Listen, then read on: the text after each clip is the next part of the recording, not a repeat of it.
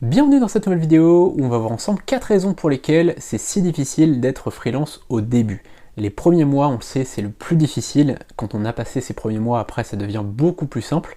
Mais les premiers mois, c'est difficile. Et peut-être qu'aujourd'hui, vous êtes dans cette phase, peut-être que vous avez commencé il y a quelques mois ou quelques semaines, et vous vous dites, voilà, je ne sais pas si je vais y arriver, ça me semble trop compliqué.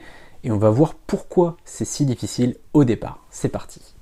La première raison, c'est qu'on n'a pas encore d'avis ou de témoignages clients ou même de portfolio, et donc c'est beaucoup plus difficile de rassurer ses clients. D'ailleurs, j'ai fait une série de vidéos comment devenir développeur, comment devenir graphiste, etc. Vous pouvez aller sur la chaîne voir ces vidéos, puisque c'est au tout début de la chaîne que je les ai faites. Ça permet de voir comment faire quand on débute pour avoir ses premiers clients, pour avoir son portfolio, etc. Parce que c'est super important.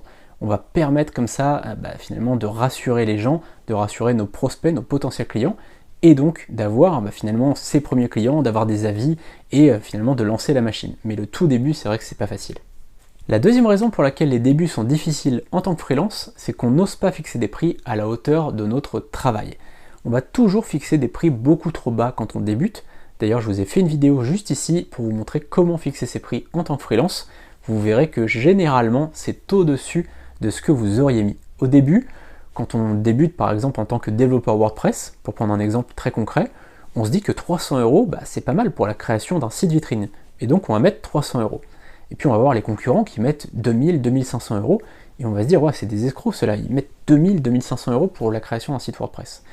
On va donc mettre notre service à 300 €, et au bout de quelques jours, quelques semaines, on va comprendre pourquoi les autres mettent 2000, 2500 €. C'est tout simplement que ça demande énormément de travail, que le client va faire 36 allers-retours, qui va nous demander de le rappeler parce que il voudrait en fait modifier ça, et puis là il faut modifier encore le petit bouton ici, et puis en fait il n'est pas assez arrondi, il faudrait l'arrondir un peu plus, puis finalement le vert il va falloir le changer parce que c'est un vert un peu vert d'eau que je voudrais, etc., etc. Et vous comprenez rapidement que vous avez fait une erreur, vous avez vendu à 300 € une prestation qui devrait coûter 2000 ou 2500 €.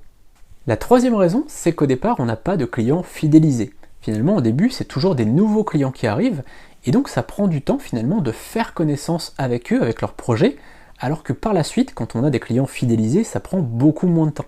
Donc là, il n'y a pas vraiment de solution miracle, il faut tout simplement attendre un petit peu, et au bout d'un moment, on va fidéliser ses clients, et c'est vrai que la fidélisation des clients, ça permet de perdre beaucoup moins de temps, puisqu'on connaît notre client, on sait ce qu'il veut, il va nous demander par exemple, je sais pas, une deuxième miniature YouTube, ça va prendre moins de temps que la première. La troisième va prendre moins de temps que la deuxième, la quatrième va prendre moins de temps que la troisième, etc.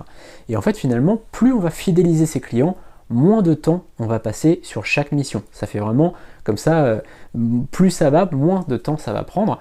Et donc, il faut fidéliser ses clients, c'est vraiment un secret de la réussite. Et enfin, la quatrième raison pour laquelle c'est difficile de commencer en tant que freelance, c'est qu'il y a un décalage entre la réalisation de la mission et le paiement de la mission.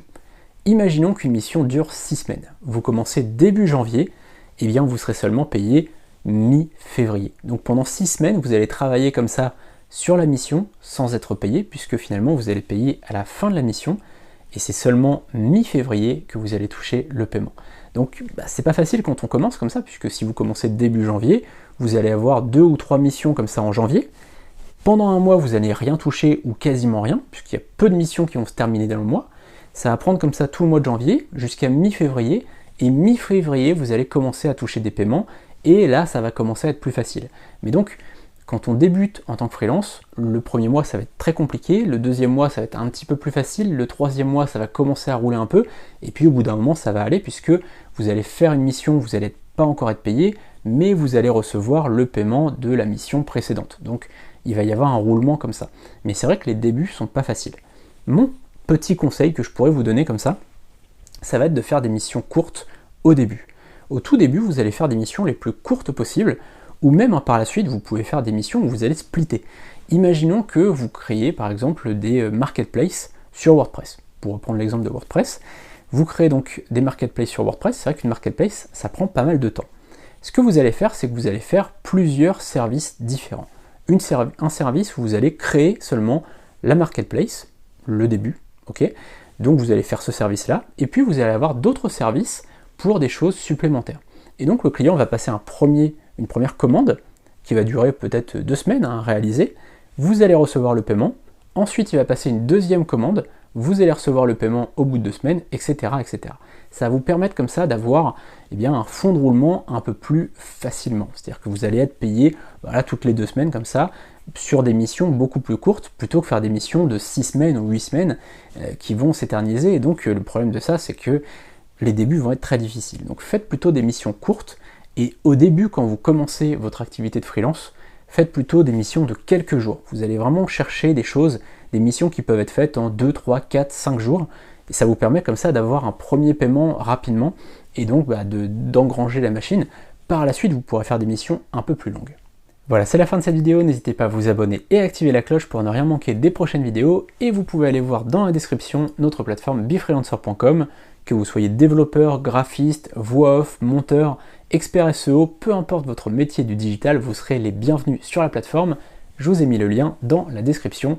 A très bientôt pour une prochaine vidéo. Salut!